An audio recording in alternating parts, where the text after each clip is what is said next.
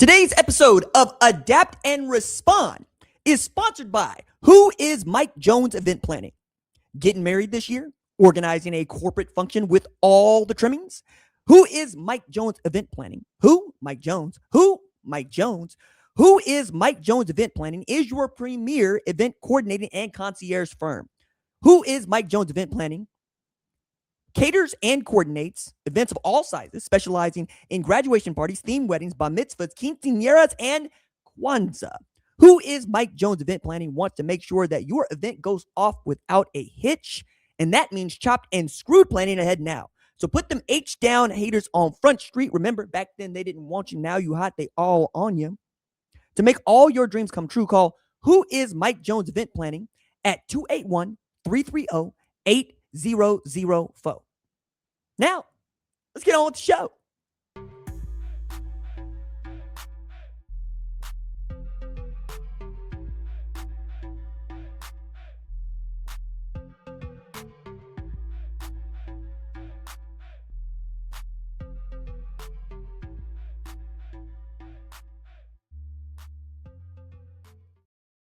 What's up, kinfolk? It's RJ Young. I am not on a step mill. If this is your first time watching Adapt and Respond, thank you for joining us here.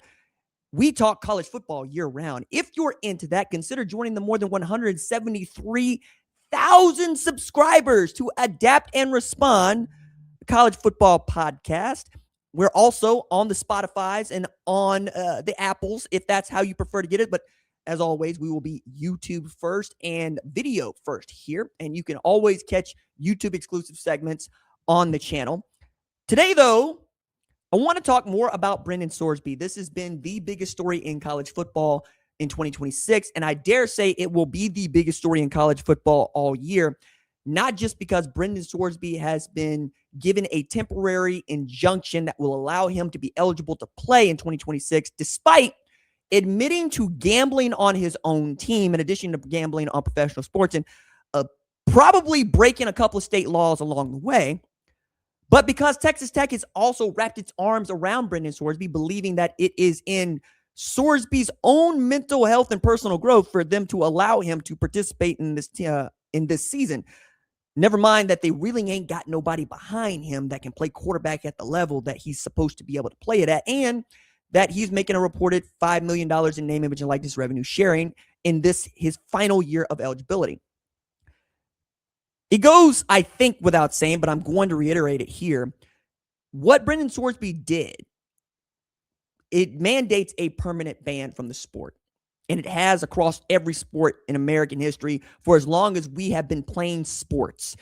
Betting on your own team is a cardinal sin. We do not allow it. We have lots and lots of cases where someone was found to have fixed a game or bet on their own team, and they have been banished from their sport forever. And most notably in baseball, 1919 Black Sox scandal, but if you would like one a little bit closer to 21st century, Pete Rose.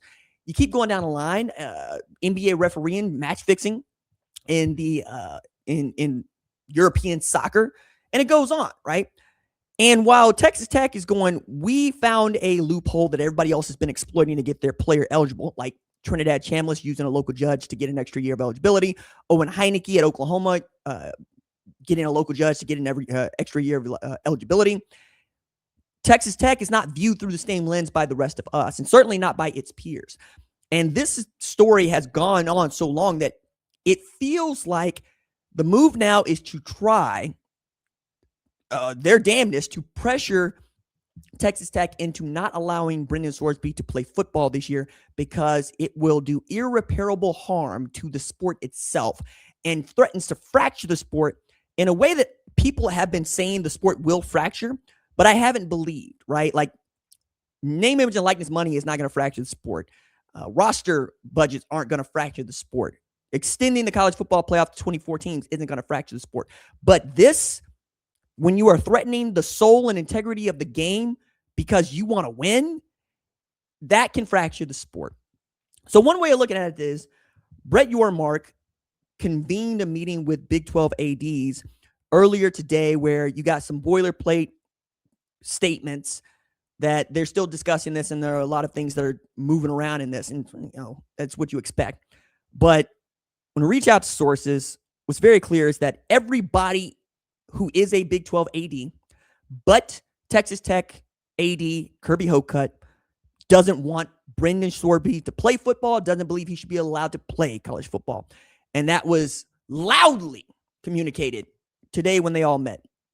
Because there are other instances where if you let Brendan Sorsby play, the ramifications can just extend, man. I mean, we're talking about just what this means. You cannot bet on your sport. You can't really bet on any sport. You can't bet on your sport and be allowed to play. And the fact that Texas Tech is still standing up and saying we're going to let him play has also led to many others saying, okay, cool. If that is who you're going to throw your lot in, you're going to throw your lot in with Brendan Sorsby. You're going to bring it all down for this guy. By the way, if you're really looking at Brendan Sorsby's stats, I would encourage you not to, because Brendan Sorsby ain't going to win no Heisman Trophy. But if this is who you're going to burn it all down for, like, I've yet to hear anybody outside of Texas Tech say, no, burn it all down for Brendan Sorsby. That's what you do. Like that dude, he's going to lead you a national championship. That ain't what it is, right? This is not Cameron Jarrell Newton. You know what I mean? This is not Joe Burrow. This is not the guy to burn it all down for, and yet they are gonna. And if you let him play, I don't think you can overstate just what this will do to the sport and its long-term future. Like Brett Yormark as the dude, as the commissioner of the Big 12, the guy in charge, needs to come up with a solution that prevents Brendan Sorsby from playing Power 4 football, because other Power 4 conferences are going to take it in their own hands. Like, assuming that the Senate bill with Ted Cruz and Maria Cantwell to protect college sports fails, and I think it will. I don't think anybody's going to vote for this to pass. You could actually see the Big Ten, the SEC say, screw it, we're going to govern ourselves. And in governing themselves, I think there's a lever they can pull where they just raise the revenue share cap as it denotes in-house that they can do. And they price out, say, the Big 12, which doesn't have the money, has already had to sell part of itself to private equity to raise more money for when it comes to, being in the bidding wars for players. And that extends to the ACC. That extends all the way to the group of 6, right? And if you're the Big 10 and you've already said, hey, we're having conversations about whether or not we are going to mandate across our 18 members, we are not going to schedule Texas Tech in anything. Why would they schedule anybody else at all? Why not just play a 12-game, 10-game Big 10 conference schedule and then, let the college football playoff rank you based on your 10-game schedule, because you can only govern who's in your conference, right? Who's going to want to line up next to a Texas Tech and play against this guy, like, or play against Brendan Sorsby, play against Texas Tech, knowing this is what they were willing to do? Like, over the last 6 years, we've seen so many people say maybe they should break away, maybe they should be governing their own thing, and then Sorsby playing with the judge's approval also means that other players could probably bet on other teams. Maybe they can bet in sports books. And how would the sports books make this happen? Like, I don't envy anybody in this situation, but I think it is worth considering out loud. Like, what are you willing to risk if you are Texas Tech? Are you willing to be the program that everybody blames for changing the way that college football works? Are you willing to be the person that everybody blames for just how bad this can get and what it will look like? I wouldn't want to do that. But again, I'm not a roughneck with a little bit of money. And that's how it feels Texas Tech is out here operating. It feels like Texas Tech is out here operating like a roughneck who hit for a lick on the mid-con, right? You've seen gas prices. And we don't need to get into the politics of why gas prices are high, but they are higher than they should be. And the people that are making money, they're getting oil and gas out of the ground. Texas Tech is one of those places that Texas Tech University is on the mid-con, which is the biggest oil reserve in the entire country, all right? So they can do this for a while. Again, the idea that Texas Tech is comfortable with this coming down on their head, that would rub me the wrong way as an alumnus. Now, again, we can get into these spots where we feel very, very uncomfortable about talking about other people's programs. And I can understand if you're a Texas Tech alumnus, you might be telling me to kick rocks. I get that part. But I need you to know this. Oklahoma is my team, right? And if you ask OU fans, I don't talk about them enough. And when I do talk about them, I talk nasty about them, right? Like that is me being national college football analyst at Fox Sports, RJ Young, who hosts Adapt and Respond, a college football podcast. I'm not going to sugarcoat this. I'm always going to be honest with you. I am always going to be thinking of my honor and my integrity. I'm an Eagle Scout. And that means the world to me. So that's one, right? Two is Owen Heineke is going to play football this year at Oklahoma. He's going to play linebacker. He's probably going to be pretty damn good. Owen Heineke participated in the NFL draft, performed like a day 3 pick, and then continued to say, I want to play another year of college football because I think it's unfair that because I played 15 minutes as a walk-on in lacrosse, as a scholarship player in lacrosse at Ohio State, that I'm losing a year. To which I say, the rules are the rules. The clock started ticking when it started ticking. And you are not Jordan Adams, who is a guy who's turned 26 this year but never played a single snap of college football, getting to play as a true freshman this year. The clock starts when the clock starts. It's ridiculous. But because those are the rules, I don't think that Owen Heineke should be allowed to play college football. And yet, a local judge in Cleveland County, Oklahoma, which is where Norman, Oklahoma is, which is where the University of Oklahoma is, saw fit to allow Owen Heineke a temporary restraining order that facilitates his being able to play this season. Now, his legal team found an interesting loophole where I believe is a women's basketball player that the NCAA allowed for them to kind of fudge her eligibility. And they use that as precedent, right? And this is kind of the Brendan Sorsby bit too, because there's a precedent for an Indiana volleyball assistant coach who gambled on men's basketball and football, among other things. They only served that dude a 10-game suspension and a 2-year show cause. But they didn't permanently ban him. And that's the precedent. So some of this is the NCAA getting in its own way. But using these loopholes and using these straw man cases does not help the sport. And I think Sonny Dykes has had it right about all of this, man. Sonny Dykes, who is a Texas Tech alumnus, who coached at Texas Tech, who coaches in the Big 12, who coaches at Texas Christian, and who has coached in the national championship game in the college football playoff era. That part, right? He's saying, no. This is not okay. We are supposed to be the adults that are looking after college football. We're supposed to be the adults that are taking care of the sport. We're supposed to be the adults that look at this in common sense and say, no. This man bet on his own team.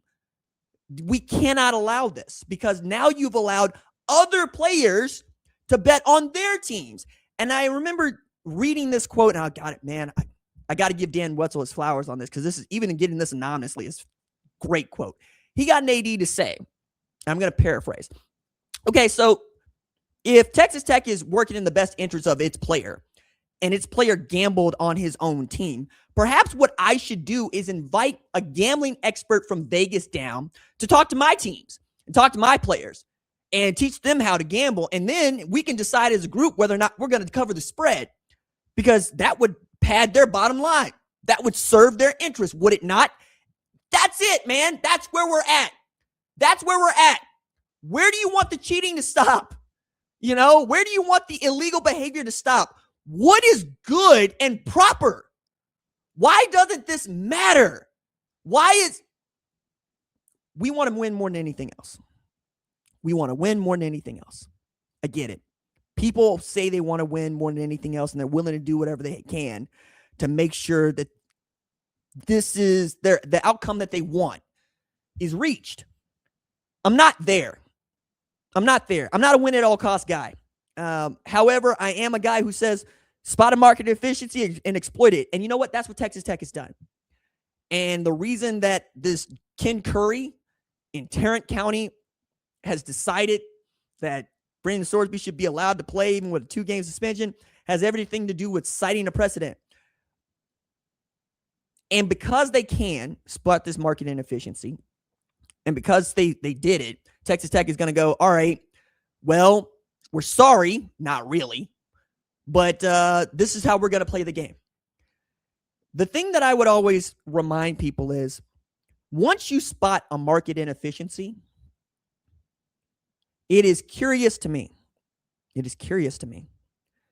whether or not you would explain the exploitation of this process. Because if you're going to be competitive and you want a competitive advantage, you say run it till they stop it, right? Formula One is one of my favorite sports outside of football, obviously. And Formula One is all about what the regulations don't say. You know, Braun GP is the double diffuser. Nobody else could build that thing until late in the season. By that time, you've gone away. It's what the rules don't say.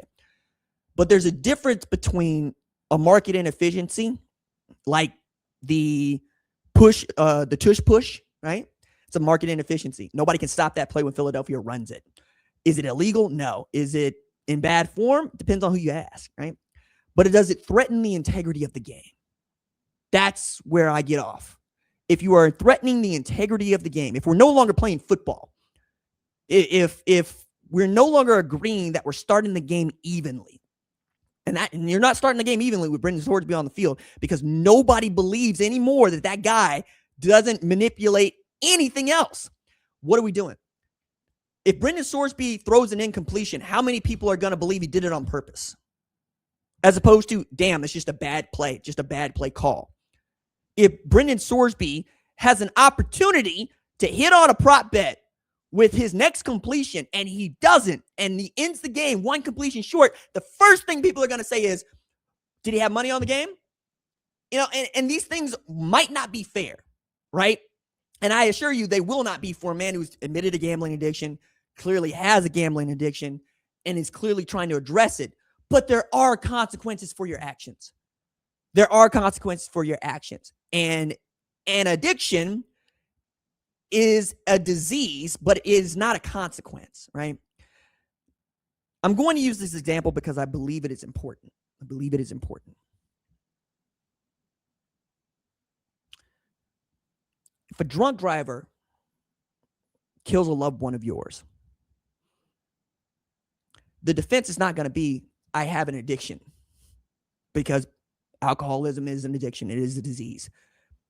Because there isn't one. Someone else is impacted by your decision and your decision making. There has to be an appropriate punishment for that. In this case, you cannot convince most of the public, including me, that a 2-game suspension for Brendan Sorsby against the ain't played nobody conference members that are Oregon State and Abilene Christian fits the bill. You got to get him out of college football. You have to. For the good of the sport, for the good of us all. You have to say, no, this man is going to get what's coming to him from a punishment standpoint. And while he is dealing with this punishment, which by the way is no jail time, is nothing criminal, he can't play college football anymore. That's it. That's all. He's done playing college football. That feels like an easy move for Texas Tech to make. It feels like the only move for Texas Tech to make. That Texas Tech has dug its heels in the ground has really shifted, I think, our focus and mine from Brendan Sorsby into them. Because you're the adult here. You're the adult, and in this particular instance, he's your kid. And if you're not going to discipline your kid and you expect us to continue to play with him, you got another thing coming. That's not how that works. And I feel terrible because we got here. We should have never got here. This should have already been Texas Tech going, no, I don't think anymore. I don't think this is going to work. And yet the system that we have in place is the one that they're exploiting because it's the system we have in place. I said this before and I'll say it again. College football has a commissioner. His name is Local Judge. If you want college football to be the fount of integrity that it professes to be, damn it, hire a real commissioner, as somebody that has real authority to mete out punishment and to steward the game. And if you run out of people, I'll do the job because I love this game and I want it to succeed. And this right here threatens to tear it apart. I can't live there.